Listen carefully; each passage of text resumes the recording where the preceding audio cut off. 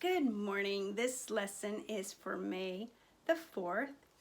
May the 4th be with you. Miss Young, you're so funny. Okay, that's my nerdy Star Wars joke that I just said. I'm sure forget it. I'm a nerd. Just, you miss me though, right? Anyway, I want to give a shout out to Gabby. Gabby, I miss you, sweetie. And I hope you are doing well with your family, you and June and Noah and your little baby sister. So cute. She's growing up so quickly. By the way, Gabby, thank you so much for the Starbucks gift card that your parents and you guys sent me. The note was really sweet and I felt really blessed, and I feel blessed being your teacher. So thanks for thinking of me for Teachers Appreciation. Today's lesson is going to be on page 355 to 357. 355. So we are going to be continuing the Cold War discussion and adding a little bit more things that happened during the Cold War. But we're going to be talking about a war which is not my favorite war to talk about, the Vietnam War. I think it's not the war in itself, it's just the spirit of America during this time and the fact that many people didn't support the troops. It's the first war that America didn't win, and there was a lot of factors to that. A lot of lives, unnecessary lives were being lost. A lot of different military decisions that weren't great, in my opinion. I'm sure there'd be others that differ with me, but it's just not my favorite war. I just think it came across as people not supporting the troops, and regardless of whether I believe in war or not, I support the men that go out there to protect our country or to fight, because they have to listen to their commanding officer. And so the fact that they had to fight this war that was a cruel war is cruel anyway, it's just sad that it had to happen. Okay, forgive my wet hair. I just didn't feel like drying it today, and I wanted to get this video done, so it's still kind of wet. I look like a drowned rat, but it's okay. So just a review from yesterday's lesson, we talked about the Berlin blockade, and this is where the Soviets blocked all traffic through East Germany into West Berlin. It ended due to a massive airlift supplies by the United States and Britain.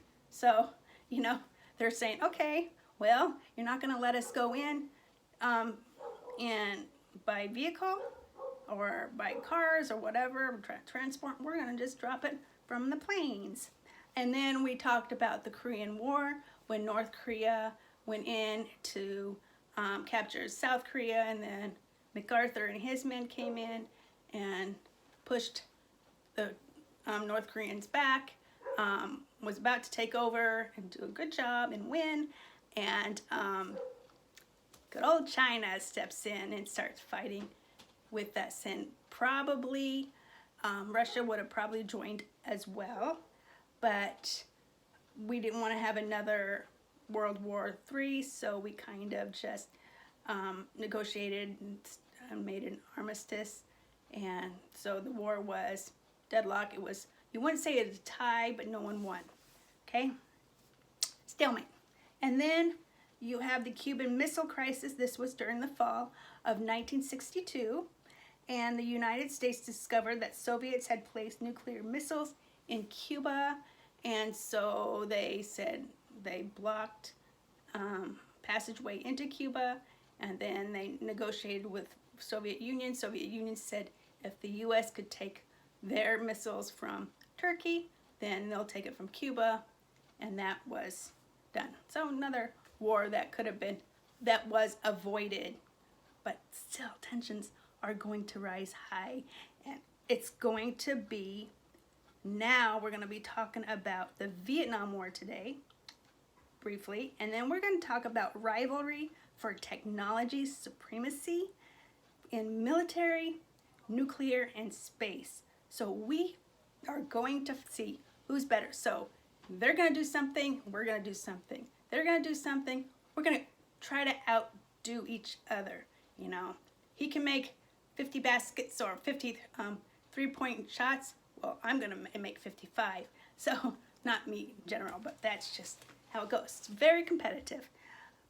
What were the causes and consequences of major Cold War crisis? These are the guiding questions for today. And how did the rivalry between the superpowers affect the development of new military, nuclear, and space technology? And this is our last discussion. Oh, we're still talking about the development of the Third War. This is part 3. Cold War. All right.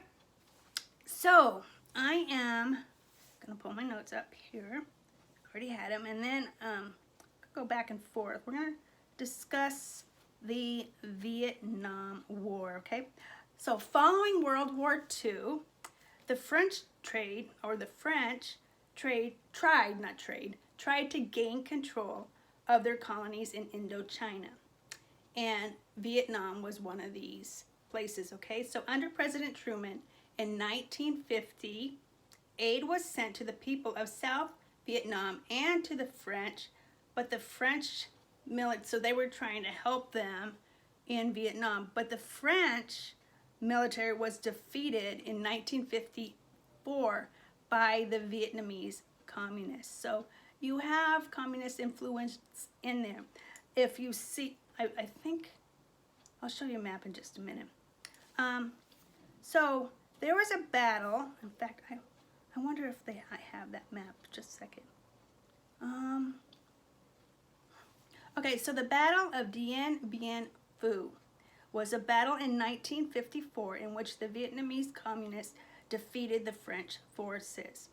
You had the Viet Cong, these were the communist agents who tried to take over South Vietnam. So if you see, this is the picture I want to show you where Vietnam is. See Vietnam, you'll also see China, and you'll see Russia. That's closer to the top of the map right there. Oops. All right, so even though the northern part of Vietnam was communist, the southern part of Vietnam was not. So we talked about the Viet Cong coming in to take control. Told you what they were. They were kind of like the communist military in Vietnam. So the communist part of Vietnam was trying to take over, but the southern part of Vietnam was putting up a fight, similar to the Korean War. North Korea was trying to take over. South Korea was putting up a fight.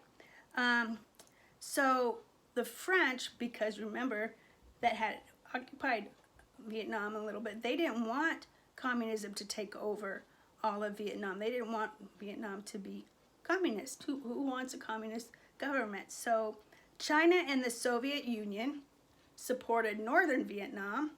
Who do you think is going to support southern Vietnam? USA. Okay, so USA and Britain and all those other people that did not want the spread of communism. So there's I'm going to show you another Ho Chi Minh. Ho Chi Minh is another term that I want you to remember. Ho Chi Minh was this nice looking guy. He just looks like a grandpa. He was evil, but he just looks like a sweet little grandpa.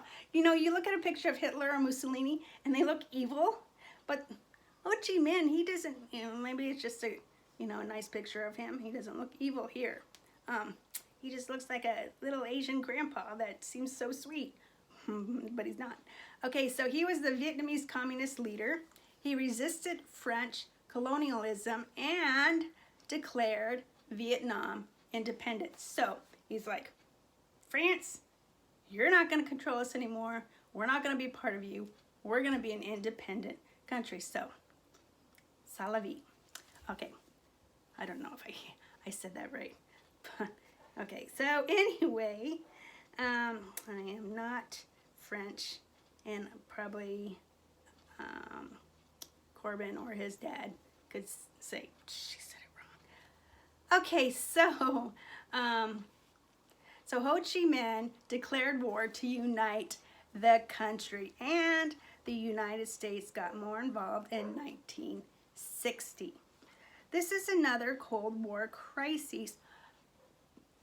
Why do you think it's a Cold War crisis? We're not fighting the Soviet Union at all, right? They're not fighting each other, but we are supporting opposite sides. Soviet Union is supporting Northern Vietnam.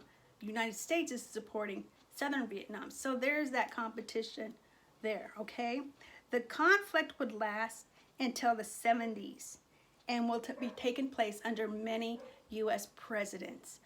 It's a long war. It was not like World War I or World War II where it lasted only about 4 years. A child could be born and then end up fighting, or he could be like 5 years old in kindergarten and then grow up ending up being drafted and fighting in the Vietnam War. That's how long it took. Okay, and one of the things is a lot of the presidents didn't want to pull out, or they didn't want to be known as the president who lost a war, because up until now we haven't really lost anything, well, except the Korean War, but we really didn't lose the Korean War. It just ended up in a stalemate. But no one wanted to be in the history books. Oh, he's the first president that lost a war. It's humiliating. I wouldn't want to be that person, you know. Be like, you stink. All right. So we had a president by the name of President Johnson. I don't know if there's a picture of him in your book, but Lyndon B. Johnson. Okay, Lyndon B. Johnson actually took over when Kennedy was assassinated in '63, which was a very sad time as well. So let me go back to my notes here. Okay, so President Johnson, so the amount of troops that were sent to Vietnam tripled in 1961, and then he tripled them again and sent them in 1962. He did not want the American people to know how involved we were in this war. It was kind of a very political war. When he was reelected in 1964, so he might not have been reelected again, the American people started to see what was going on in Vietnam. And they didn't want their troops over there. They thought this was a war. We had, Korean War was just recently, and they didn't think that we needed another war. We didn't need to lose more people. So the counterculture, people that go against the grain of things. So during this time was the hippie movement and free choice and free love, and everything was very happy. And so a lot of these kids, these teenagers, which basically were 17, 18, 19 years old, they were fighting the country, and they were not necessarily they were fighting the country. They were protesting against the war, protesting against soldiers that had to go and fight. Their attitudes towards these military men were negative. A lot of the majority of these kids, and it was just a different time. Okay, they not only protested, they started using violence in a way to get their message across, and they showed how much. And then these were the times where people, when you had to be drafted for the war, when you're 18, boys, when you're 18 you have to register, and if there's ever a war nowadays, you don't get drafted, because most people volunteer to go into the Army, Navy, Air Force, Marines, whatever, the military. But during that time, people were drafted and they would try to avoid the draft. Some people would be like, okay, if they call my number, I'm moving to Canada or I'm moving to Mexico or something to avoid the draft and not to fight. There wasn't a spirit of, like when Pearl Harbor hit, people wanted to go and help our country. And it was just a different time, okay? A new general took over in Vietnam, a new American general, and he did not have his men fight the communists, but instead provided security to the towns and villages of the people in southern Vietnam. And so it wasn't more, it was just like, okay, I'm going to just protect these people. So instead of attacking communist soldiers, they went after the supply lines, and then their goal was to train the southern Vietnamese people, Vietnamese army, to fend and fight for themselves. So we're going to train you, we're going to be here, we're going to protect, we're going to provide supplies, and we're going to take away their supplies, but we're not going to do anything else. This allowed the United States to be able to start bringing American troops home. Now, I'm going really quickly. This Vietnam War was so much more in depth. I only have a limited time to talk about it. If it interests you, like I said, any of this interests you, go ahead and research it. I know there's not a lot of positive things, but if you like war movies, a really good one that portrayed the Vietnamese soldiers in a positive light were, not the Vietnamese soldiers, I mean the Vietnam veterans in a positive light, was a movie called We Were Soldiers, I think. And it was written by a journalist that went out there to interview. And he talks about a lot of these different soldiers that gave their lives for the country. And I remember watching this and just crying my eyes out, because that's how I am with war movies anyway. And real life stories. So they're about, it's kind of like Saving Private Ryan, or those kind of stories where the people that are there are real people. And then, of course, Hollywood makes it a little bit better. But if you like war movies, that's a good one. Okay? I don't remember about the language, and I know sometimes war movies are rated R because of the language, or sometimes it's because of the violence. So if you watch it, just be careful, watch it with your parents, and get permission with that first, okay? So everyone wanted this war to end, but the North Vietnamese communists did not want to sit down and talk peace treaties. It was different than the North Korean people, okay? President Nixon was another president during this time, and I will show you his picture. There he is. A lot of these presidents didn't, can you hear the dogs barking? Just kind of, okay, so he decided to send a massive bomb squad to make North Vietnam to sit down for peace talks. And so in January 27th, 1973, North Vietnam sat down for peace talks. A peace treaty was signed, but once the United States pulled their troops out of Vietnam, then Vietnam fell to communism.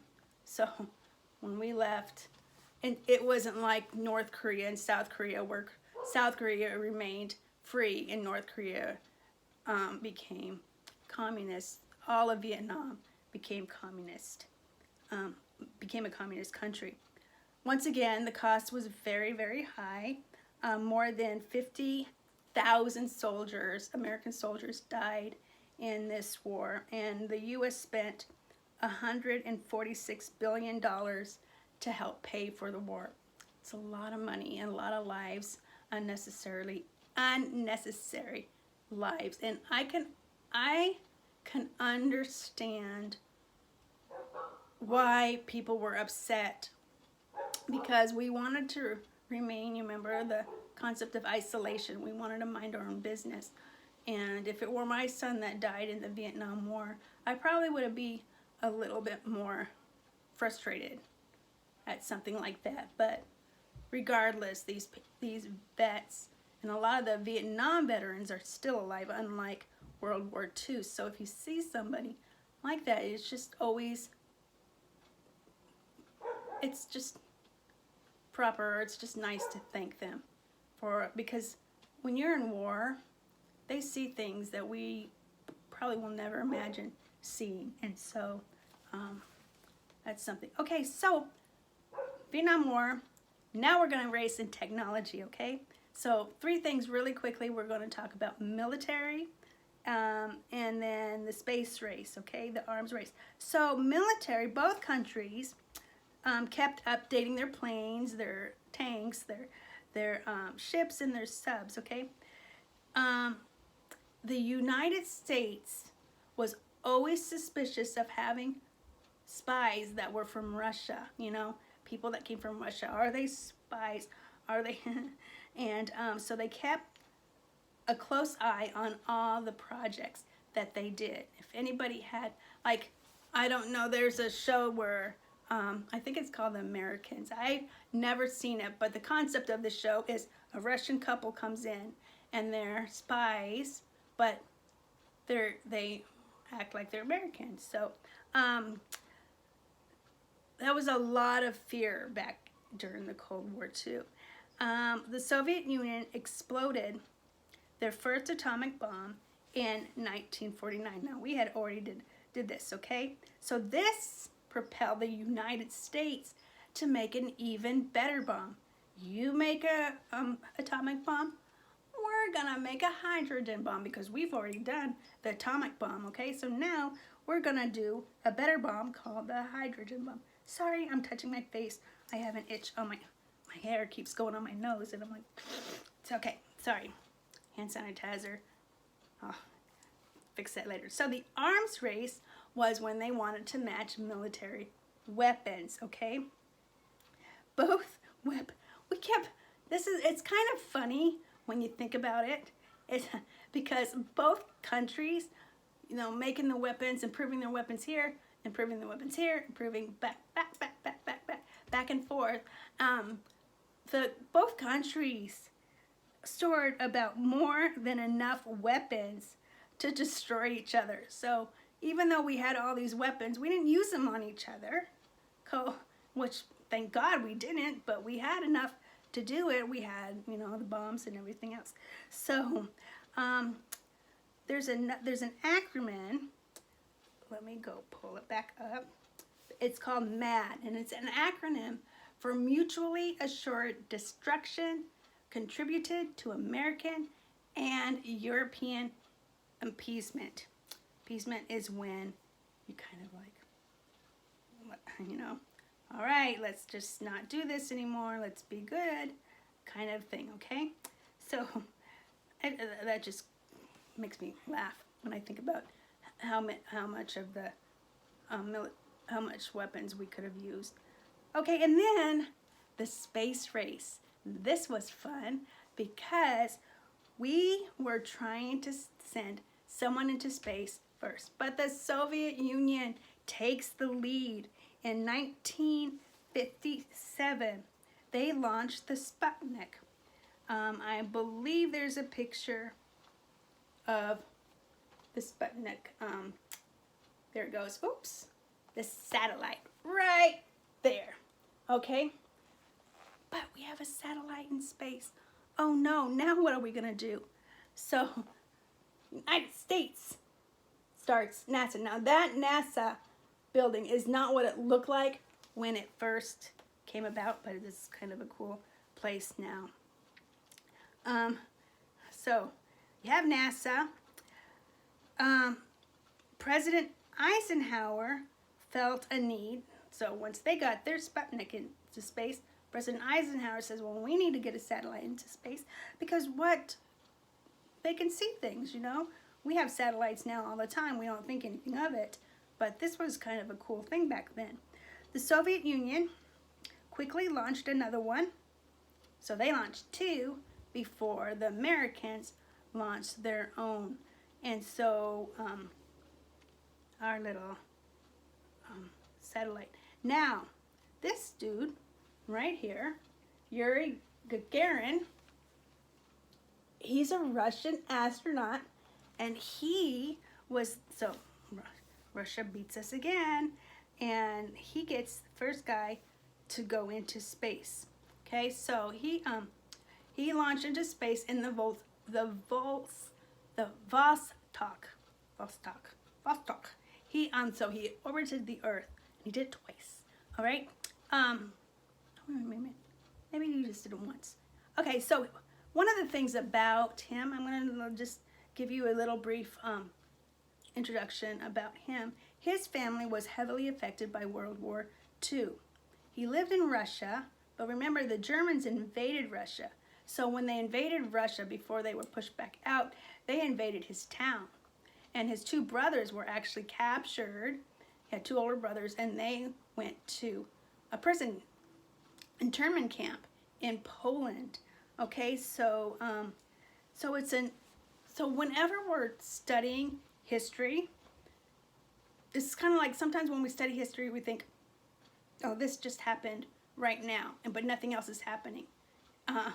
But you have to think like, well, during the Middle Ages, so-and-so, or like Shakespeare was still alive, or during this time, even Yuri, they're all affected, and so it's kind of like when we talk about D-Day, well, D-Day's happening, but at the same time D-Day's happening, a war in the Pacific is happening, Midway's happening, on the same date. Okay, so history just kind of goes together, and that's why I love it so much. And the fact that when you study like ancient Rome, and you learn about Tiberius and Octavian, Tiberius was the emperor when Jesus was crucified. Octavian was the emperor when Jesus was born. So it's just, I love how history goes like that. So NASA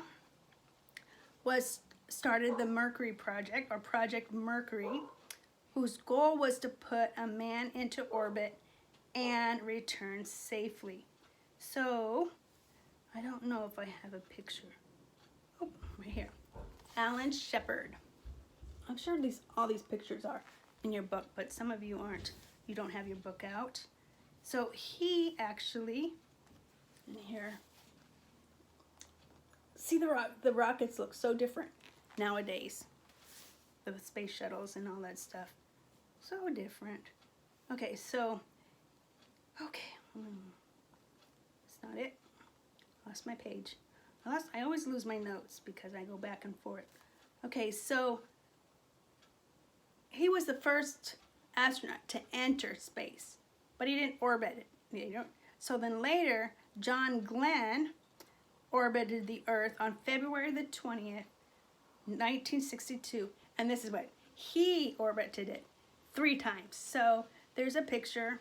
Go back to my pictures, and you have, I like the names of the American.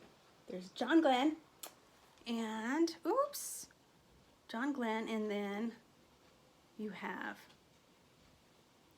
Friendship 7. So the what's that movie with the 3 African American women? I forget that, but this is the John Glenn in that movie talking about. I'll think about it in just a minute. Okay, so we're almost done. So he went in Friendship 7, John Glenn. He flew for 5 hours. It went 17,000 miles per hour. Oh gosh, could you imagine that? I would get so sick if when I went back into, landed on ground, I probably would just throw up. The ultimate goal though was to get someone on the moon.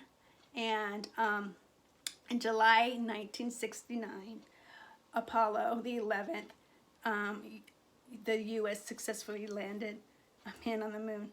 once this happened, the Soviet Union was like, I'm done. We're not even going to worry about trying to get someone on the moon. So they just started building other things for space. They're like, okay, we're done with this. And so instead of focusing on getting someone on the moon, they just built more satellites and things like that. So pretty interesting stuff there. Let's do some review questions. Okay, so briefly describe the results of Mao Zedong's Great Leap Forward. Remember this? The Great Leap Forward? Communist officials forced poorly trained peasants to work in the steel factories, but these people weren't properly trained, so they had inefficient products with the steel. Okay, and then also inadequate, that's the word I want, inadequate harvests, because remember the collective farms and things like that limited the food, and then Mao was sending the grain to other people, and so a lot of people in China died of starvation. Why did Chinese communists kill students in Tiananmen Square in 1989? The communists sought to crush student movement that was seeking political freedom. And remember, they were doing a peaceful protest. Who won the Korean War? No one. Neither side did. At what battle did the Vietnamese destroy the French army? Dien Bien Phu. And then how do communist values differ from those in Western democracies? Well, communism, state rules, and religious persecution. And then democracy is the role of the individual and the value of religious freedom. And then in what ways was American civil religion better than the Soviet oppression of Christianity, and why was it worse? Well, it's a good thing because we know that as Christians we don't have to work our way to heaven. We have the free gift of Jesus Christ by accepting him and what he's done on the cross. But sometimes it could be worse because sometimes we get what's the word I want? Complacent. And I know that I have as a Christian because I've been brought up in a Christian home my whole life, and so it's all I've known. So I take it for granted sometimes. I take it for granted that I am able to read the Bible or have as many copies of the Bible that I want. I take it for granted that I could pray when I want to or spread the gospel and talk. And so sometimes we're not as thankful as these other countries who have to hide the fact, or they don't have access to the Bible. I showed you that video that one time where the Chinese people opened up the box and there were Bibles in there and they were all crying because they were so excited. It was almost like Christmas for them. And I get teared up every time I see that because I know that I take my Bible for granted at times. I wish I didn't, but sometimes I do. And so that is just something to think about. Okay, so that is all for today.